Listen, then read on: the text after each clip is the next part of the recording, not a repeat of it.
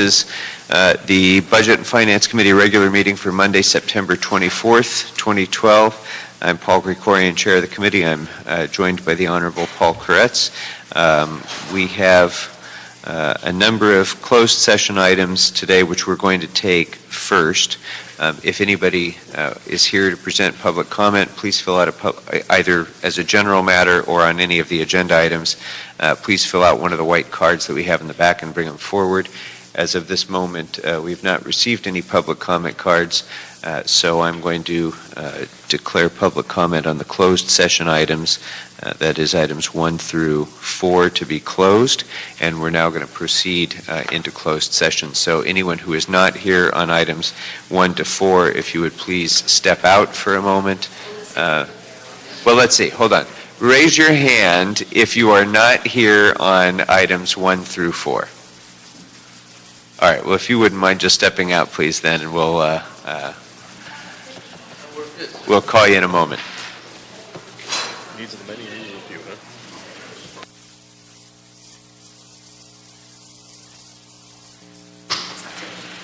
All right, we have dispensed with items 1 through 4. That brings us now to item 5. We're back now in open session, and that brings us to item 5.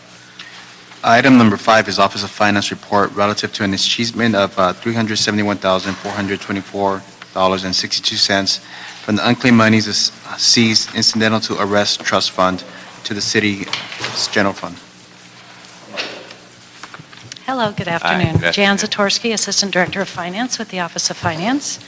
We have another achievement to bring to your committee. It was requested from the Los Angeles Police Department to achieve $371,424.62 from the Arrest Trust Fund on April 2012. And the process is we post 2 publications in the following newspapers on May 17th and 24th in the Daily News, LA Times, Daily Journal, La Opinion, Tribune News, Southwest Wave, LA Sentinel, LA Independent, and the Belvedere Citizen.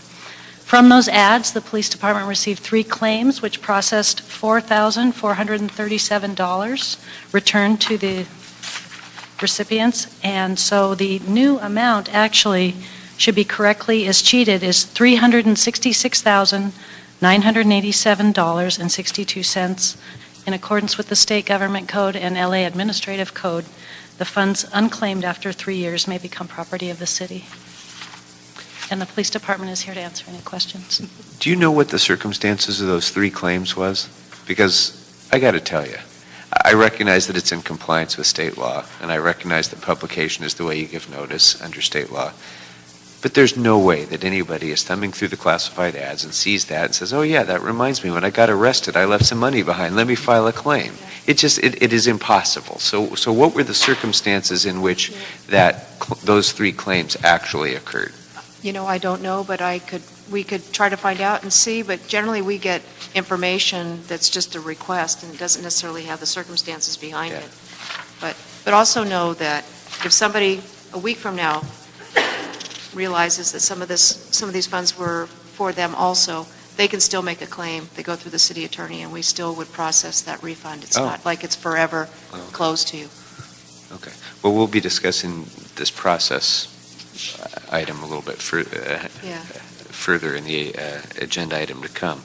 But I was curious about the accrual of these sums, because these particular sums were from 1987 through through when? 2009, I believe. 2009, Yeah. So have we not done an achievement since 1987? Oh, no, we come in, it's about quarterly. That's what I thought. Yeah. So how is it that some are so aged? The money is classified in different ways, and we knew you would ask about some of that old money.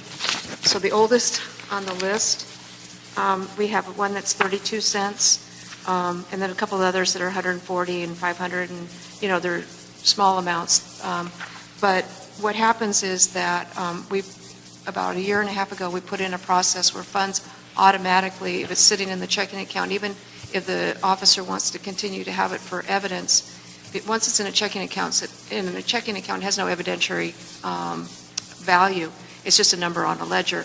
So we move it into the account so it can start the sheetment process. But we also have funds that have come in where it is physical evidence, and it hasn't been deposited. So in those cases, then we need to put it, it goes into a safe. And it takes Property Division, which holds all of this, to go through, go back to the detective, find out whether or not we need to hold this money for any purpose. And then the other classification is money that's got biological material on it. That money won't be taken to the bank, and so we process that differently. So as we're going through those transactions that are somewhat older, then those funds are being released. But we do now have an automatic process, so no money is sitting, or used to sit if the officer did not release it. But now we just unilaterally transfer those funds because, again, it's already been deposited into a checking account.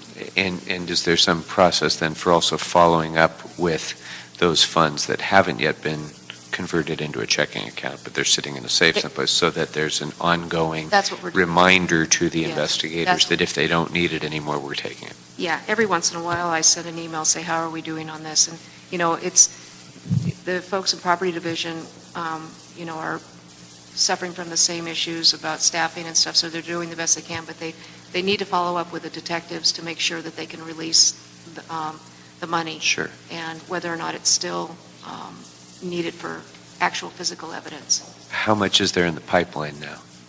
You mean that's sitting in the, Yeah, how much? in the safe? Yeah, how much would be either in the trust fund waiting for the 3-year period to expire, or in physical condition? I don't have that information with me. I can get that for you. And then also what's actually in the safe. Yeah. And the biological.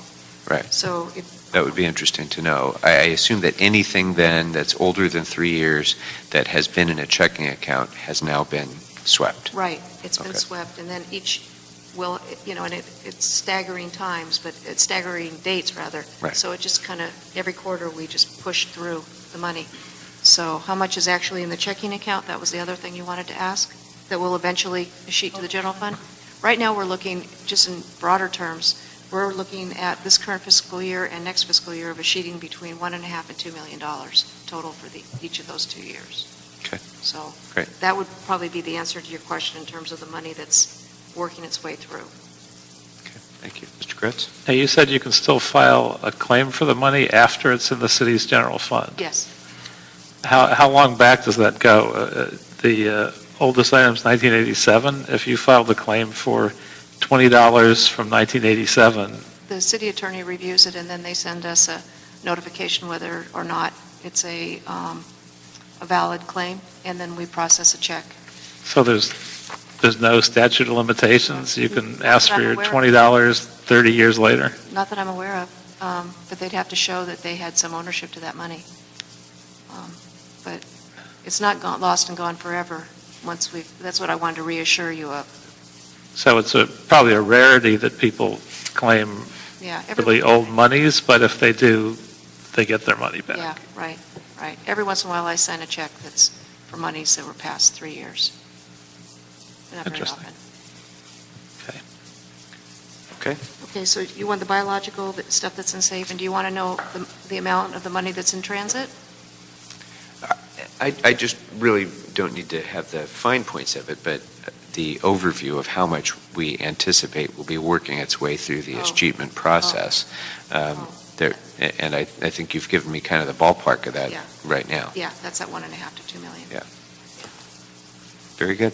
Okay, thank you So very we much. just make that correction to the total amount, the $366,000, okay. So, Mr. Kretz, with your concurrence, it would be the recommendation to approve the Office of Finance's recommendations as amended. Very good. All right, thank you. That brings us to item number 6. Item number 6 is the motion Corcoran and Buscaino relative to implementing a searchable database of names of parking violation citation refunds which have gone uncollected so that the individuals owed money by the city can collect it and related matters. Good afternoon, Robert Andalon, Department of Transportation. The department has begun preliminary discussions with our contractor to determine exactly how much work would be involved in setting that up, and they've come back and given us a time period of about 90 days to do that searchable database. In the meantime, we're going to work with our staff internally to see if we can just put a PDF version of that same information on our website so people can search Terrific. it as well. That's a great interim step. The intention here really is to just create an atmosphere of transparency around this, because I think that people have a right, if they're entitled to this money, to at least have a fair chance of being informed that that the claim is out there. So I appreciate that. I think that's a real good first step, and eventually I'd like to see if we can, to the extent that it's feasible, to encompass as much of these sorts of escheatment funds across departments as we can into a single database, so that just as the state does currently with their database, you can look to see if you're owed any money from any source, and we'd have an easy way for folks to do that. But I appreciate that. Thank you. Mr. Kretz, did you have any questions on this? Not really. I mean, my only question would really be about the cost, which it sounds like we don't know yet. I mean, it's a reasonable Well, it's more than... idea, but if it costs us many millions of dollars to guarantee somebody gets their $50 back, I'm not sure. No, I don't. At what point it becomes I don't worth it. anticipate an unreasonable amount of money to be charged, if any. I think we can work with the contractor to find a simple solution to do this, and also to verify that the right person who's claiming the money is in fact the person who paid the money. So that's our second concern. Very good. Great. Thank you. Anything further? No.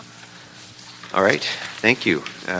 Then, with your approval, Mr. Kretz, it'll be our collective recommendation to approve the motion as amended to request specific assistance from LADOT and the ITA with regard to the development of the proposed searchable database, and to forward that to council.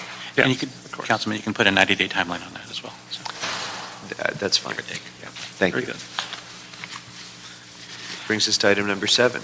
Item number 7 is the City Administrative Officer Report relative to authority for the Office of Finance to amend 4 primary debt collection contracts to extend the terms by 6 months. Still no cards, huh? Still no cards. Gone through every item without a card. Good afternoon. Good afternoon. Emily Maeda with the Office of the CAO. Before you is a report recommending approval of the Office of Finance request to amend the primary collection services contract with 4 contractors: Alliance One Receivables, Gila Corporation, DBA Municipal Services Bureau, NCO Financial Systems, and Kane and Weiner for a term of October 1st, 2007 through March 31st, 2013. The requested 6-month extension will allow Office of Finance to complete the RFP process for new collections contractors without a break in service. What's the status of the RFP? Todd Bowie, Office of Finance. The RFP was released. Its review process has been completed by the review committee, and so we are going to proceed to notify those who were recommended by the review committee, and we're going to go ahead and then bring those forward for council. Where we're at in terms of the contract itself is we're continuing to work with the city attorney to finalize the draft contract. So once that's done, we'll be able to finalize negotiation of the contract with the contractors. There are quite substantial changes in the language of the contract, so that is taking some time to resolve that. Okay.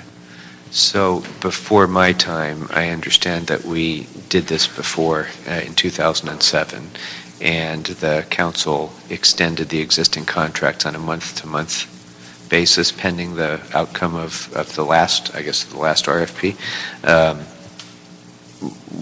Does it matter why is it that we're seeking a 6-month extension here rather than adopting that kind of procedure? I believe it was to have the security of that timeline. I'm not anticipating that it'll take us 6 months. I believe it'll be in the next couple, but I believe it was just to provide that kind of blanket. And we can always cancel these contracts and go into agreement on the new contracts once those are ready.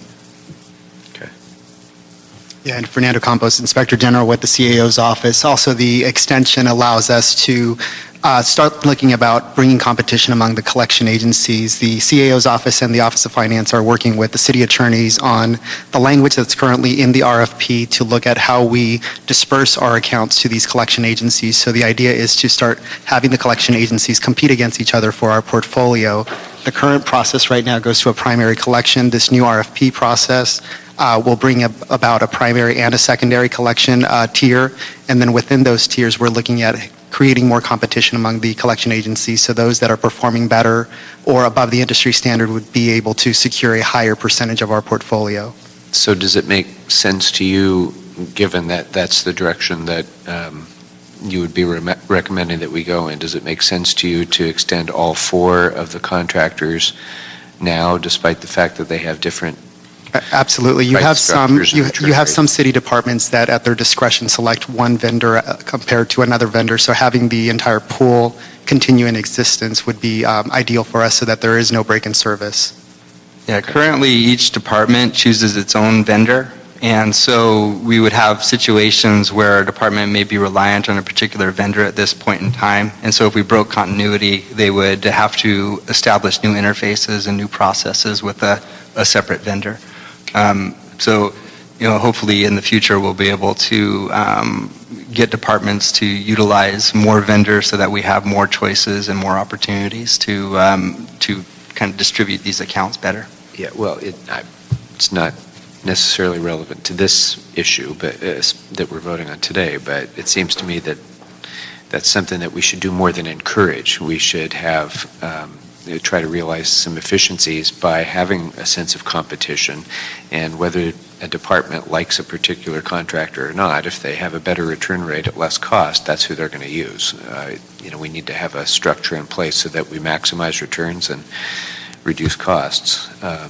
So I hope that going forward, we're moving in that direction to kind of encourage that sense of market-based competition, if you will, and Right. incentivize greater collection rates. That is the direction we're moving forward to. Yeah. Anyway, it would make more sense to just continue this for 3 months and then do it again if we're short time-wise, if we actually think we might be done with this in a couple months. We could do that, sir. I don't necessarily, object to that. I'm hopeful that we can do it within that time frame, but it's hard to say for sure, of course, because there are, variables in that equation. If we did it that way, we'd still be able to avoid disruption of eliminating someone before we had gone forward with the RFP. Although, Councilmember, just if we were to go that route, then that, after those 3 months, if there's no contracts in place for the new round, we basically would be going through the same process again, having Office of Finance submit a report to our office, the CAO having to redo a report that's going to look very similar to what you have in front of you now, and having it agendized once again and going through the same process, if you will. I think what the Office of Finance has suggested is that there's always the ability to cancel the contracts before the full term. We could at any point cancel those contracts. So that would be a smoother way to operate. Yes. Well, I guess the one question on that, though, is if we're extending the terms of the existing contracts, do any of the existing contracts contain any termination penalties or anything else that would be triggered during that 6-month extension period if we were to terminate early? No, there's no termination penalties within the contract. We have the discretion to do so. Okay. Well, then in that case, I don't really see a downside. As long as we have complete flexibility in terminating within that 6-month period, it saves staff time, there's some efficiencies in just doing it one time. Yeah, that sounds fine. Okay. Very good. Then it will be the recommendation of Mr. Kretz and myself to approve the CAO's recommendations. And that brings us to... That concludes the agenda. Oh, okay. And still no general public comment cards, so thank you all very much. We are adjourned. I could fill one out.